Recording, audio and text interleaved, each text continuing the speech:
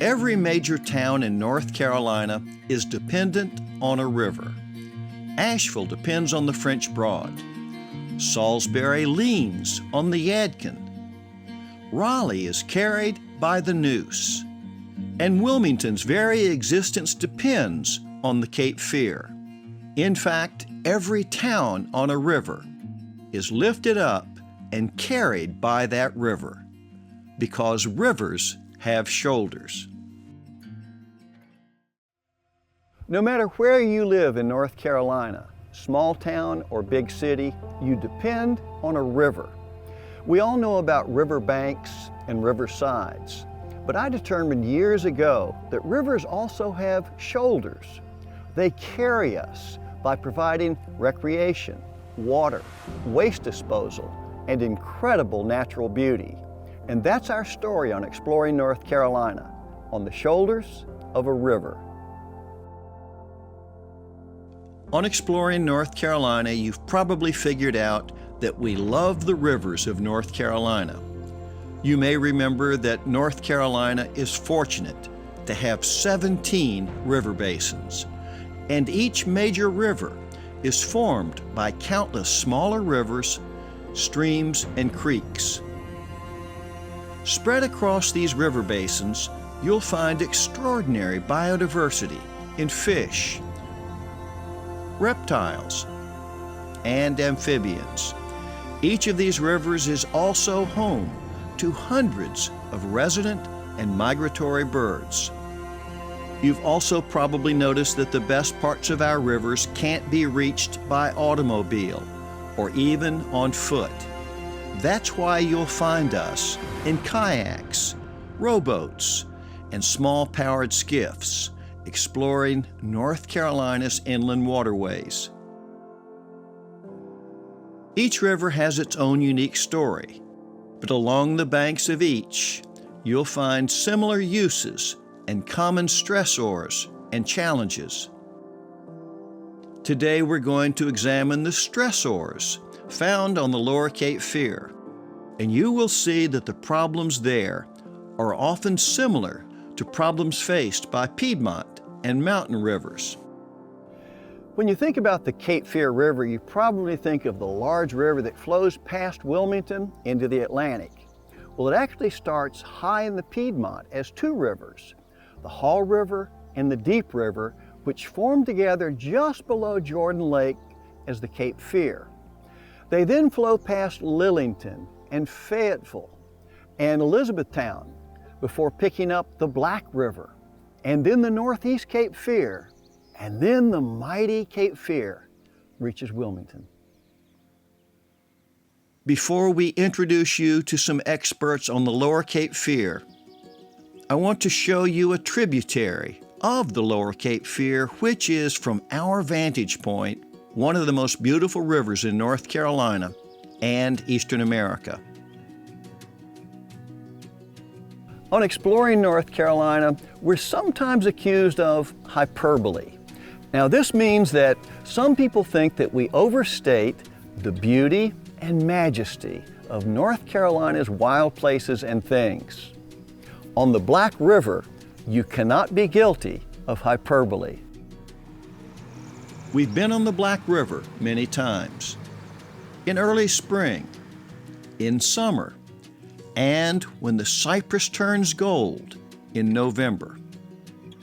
As we look at wildflowers, prothonotary warblers, owls, and beautiful water snakes in this enchanted forest, we sometimes forget that we are surrounded by the oldest living trees in Eastern America. On the Black River, you will see trees over 2,000 years old.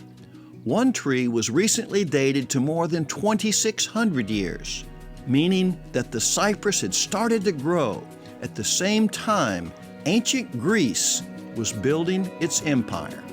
The Black River is just part of the Cape Fear River.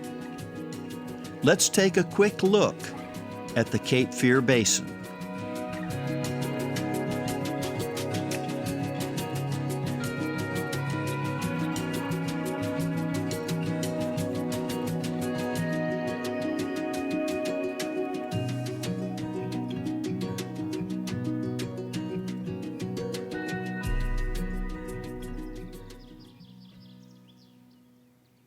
we want to introduce you to two friends who are champions of the Lower Cape Fear and other waters of southeastern North Carolina. Tracy Scrable is a coastal scientist and southeastern regional manager of the North Carolina Coastal Federation. She works in Wilmington with Ted Wilgus, coastal education coordinator and oyster specialist. I asked Tracy Scrable to define the Lower Cape Fear and some of the problems and stresses it faces. So the Lower Cape Fear I would probably identify as, say, the Black River, where the Black River meets the Cape Fear River, about 15 miles north of Wilmington, and the Northeast Cape Fear River, where it comes in at the city of Wilmington, and then that point south. So the Lower Cape Fear would be from those two rivers joining in with what we call the Cape Fear Estuary, which is the tidal portion from Wilmington out to the mouth of the river. So I don't think it's surprising that we would have some conflicts and pressures on the Cape Fear River when you consider that the river basin itself is about 20% of North Carolina's land. And it has a historic use for commerce, for industry, for transportation, for recreation, and most recently as a population center. It's heavily urbanized, at least in the lower portion, and all of those things are going to create stresses on the river itself. We also asked Tracy about the specific problems and challenges found on the Lower Cape Fear. So it's very difficult to just talk about one portion of the river when you're talking about land uses and possible threats and stresses on the river, because we have such a history of industrial use all the way up the river, and of course with industrial use both on the intake side and on the emission side, those industries have not always been well regulated, and that has caused some real issues in water quality, including our drinking water. You have municipal areas that take their water from the Cape Fear River all the way down the river, including the city of Wilmington.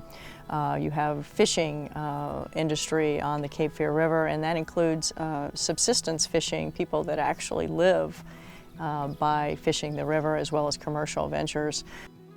And then, of course, the Cape Fear River is home to many agricultural uses, the largest being the concentrated animal feeding operations, or CAFOs. And those have created a real problem because many of their lagoons are located in the floodplains themselves. North Carolina has the largest density of these animal feeding operations in the world, and we are number 2 in the country for the numbers of hogs and pigs in these operations, and number 3 for poultry. So it's not just the operations themselves that cause problems, but it's the waste associated with these operations. The Lower Cape Fear River and all other downstream sections of our larger rivers have a common problem. Folks located downstream must not only deal with their own waste, but also with the waste that comes from far upstream. This requires cooperation. So with a river that runs nearly 200 miles, including its tributaries down to the Atlantic Ocean, you're going to have real challenges associated with how do we balance growth and use of the river with the need and desire to protect it for water quality, for recreation, for fishing, those type of things. What's really required is coordination between upstream users, upstream groups such as the North Carolina Coastal Federation. We're in the downstream areas. We all need to work together. So what's really required is that you have a coordinated effort like the Cape Fear River Assembly, where you're bringing together conservation groups, regulators, stakeholders from upstream all the way down to the Lower Cape Fear River where the North Carolina Coastal Federation works. Only by working together are we really going to get a handle on the breadth of the threats, and then what are the plans of actions that are needed to really address each of those threats. And again, the threats are, how do we, stormwater, which is everybody's problem and pollutes the river, to these feeding operations, to industrial uses, to urban growth, to the edges of the Cape Fear River. So I think we are doing a pretty good job of that in 2019, and we have a long way to go. All of us have heard politicians say, drain the swamp. On Exploring North Carolina, we love swamps. In these unique places, you'll find both biodiversity and mystery. Tracy had some strong opinions about the value of swamps and forest surrounding the rivers. These wet forests serve as buffers and provide many services that often go unnoticed. So forested buffers, when you look at an ecosystem like the Cape Fear River, it is not just the shallow water at the edge, and it's not the wetlands or the swamp, and it is not the forest behind that. It is the system that works together to actually create a healthy environment. So these forested buffers, including the ones right here next to us, are incredibly important during our hurricanes and storms for flood storage. We had some 18 feet of water stored in these swamp forested wetlands during Hurricane Floyd. They're also incredibly important for nutrient reduction and serving as that buffer to soak up nutrients from those land uses. They also are very important as a riparian connection for wildlife. There are no shortage of wildlife in this particular area that could not survive without these forested buffers. And again, it's the connection they have between the uplands and these waters that is what we call that critical zone. One additional and often overlooked service provided by these ancient forests is their role in sequestering tremendous amounts of carbon that will not be released into the atmosphere and contribute to global warming. Tracy Scrable told us about the importance of preserving these lowland forests as buffers. You may be wondering how forests that have survived floods and storms remain standing even when some of these ancient cypress forests hold trees ranging from several hundred to over 2,000 years old. On the Black River and other rivers in eastern North Carolina, the cypress and tupelo actually link together. Their knees and roots form tremendous mats at the water level that hold up these ancient trees. Ted Wilgus is a coastal education specialist. I know because I have learned from him on several coastal trips. Ted is also one of the foremost authorities on oysters, their history, and their importance in North Carolina. I asked Ted about the role of oysters on the lower Cape Fear and along North Carolina's southeast coast. Oysters get many names. Of course, they're delicious to eat, but they also are considered either a canary in the coal mine or a keystone species. And in terms of a keystone species, they're incredibly important. They make the estuaries function like they should, because they filter the water for both their food as well as for their oxygen. They're filtering tremendous amounts of water. And when they do that, they're cleaning out excess nutrients and algae and sediment, which helps other populations of fish and invertebrates and organisms in our estuaries. They also do a tremendous job providing fish habitat.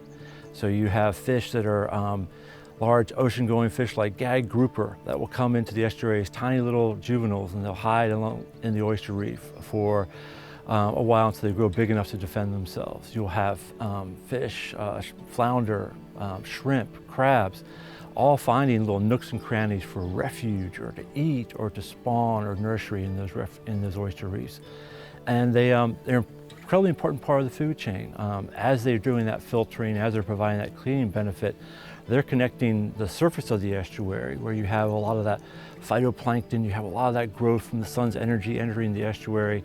They're connecting that and pulling that energy in the source in the form of phytoplankton and zooplankton down into the bottom of the estuary where they're consuming it, and their waste products are going into the mud where the worms are, and the spot are coming to eat the worms. So there's a giant sort of cycle. Oysters are part of that cycle. And when you lose the oysters, they're kind of the canary in the coal mine where you start to see other things cascade and decline after that. You start to see declines in water quality. You start to see declines in fish habitat. And so that's why we refer to oysters as both a keystone species and as a canary in the coal mine. I've never thought of oysters as being very smart, but Ted informs me that oysters are actually eco-engineers and even job creators. Oysters are often referred to as kind of ecosystem engineers. They also have the potential to be an economic engine for the coast. Rowan Jacobson, an author who connects food with geography of food. He came to North Carolina for an oyster summit, and he coined the term North Carolina could be the Napa Valley of oysters, because he felt like we had such an expanse and wealth of water and diversity of types of water capable of growing oysters. And the ability for us to capitalize that through oyster farming is huge. And oyster farming, people are very interested in where oysters come from, the taste of the individual oyster based on the geography of the oyster, whether it comes from, not just the Pamlico Sound, but it's coming from Broad Creek in the Pamlico Sound. If we grow smartly, there is the ability to have an industry that's valued at $100 million. And that's incredibly important, one, because it relieves some pressure on the wild harvest, but it also is an economic engine that supports economies in some counties that are pretty stressed economically. They're Tier 1 counties. You also have an economic industry that depends on clean water.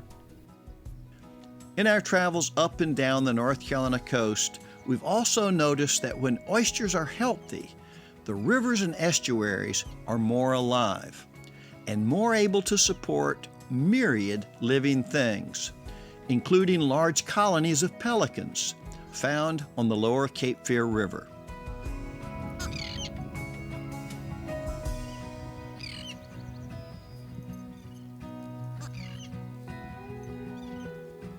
To protect the lower Cape Fear, or any river in North Carolina, business, government, and stakeholders from many disciplines must come together. Tracy and Ted had some thoughts about the future. So I think what we can all do is understand, number one, what our own role is where we live geographically. So what our contribution to the river is, both in terms of the threats and the ways that we can address those threats. Once we understand that, you can act locally. And I think everybody has a role in that. There are numerous organizations such as the Coastal Federation that work up and down the Cape Fear River to help protect it and actually restore the quality of the Cape Fear River. Likewise, there's a number of statewide efforts, and people can get involved in those, from the resiliency planning that includes all of North Carolina to actually just talking with legislators who have constituents up and down the Cape Fear River. They need to understand how special this river is to us, and how, although we do want growth on the river, we want sustainable growth that protects this river for generations. So I think there's a role for folks. It's not going to happen if we operate in a vacuum, and it certainly isn't going to happen if we don't get involved. The growth that we're seeing right now is historic in this region. That growth can come if it's guided through good planning, effective decision making on a local basis, through county planning, the use of incentives, things like low impact development, and making the hard decisions of saying there's some places where there should not be development. This is too vulnerable an area, whether it's because of sea level rise, whether it's because of a groundwater aquifer recharge zone, or whether there's important sensitive ecological habitats, oysters or other habitats there. We say, this is not a place that we should develop. However, we can do greater density over here. We haven't done that yet. And so it's going to take a lot of support from local stakeholders and citizens and people who are involved, and very strong will from developers, from local elected officials, from state agencies to guide and enforce the regulations and the growth patterns that we need to protect the economic engine of the coast. I think oftentimes people think of economics versus environment, and with oysters, that's not the case. Oysters are economics because of the industry, the the oyster farming, as well as oysters promote good water quality. People come to the coast because they want to fish, they want to surf, they want to swim. If we have more beach closures, swimming closures, closures to oysters, that affects our economics. And so it's not a question of economics or the environment, it's a question of economics and the environment, which is incredibly important to consider. Traveling across the state for exploring North Carolina, we have learned that every person has multiple addresses. People are known by their county, their city, and the street they live on. But there's also a river address. What is your river address? And do you know your neighbors upstream and downstream? Do you talk with them? There are some other problems facing coastal North Carolina, and especially the lower Cape Fear region, relating to climate change. But with all the problems, there are also solutions. And if we do things right, Tracy has a vision for the lower Cape Fear region 50 years from now. So another effect of climate change at the local level is sea level rise, of course, and we know sea level rise from our oceans and our tidal estuaries.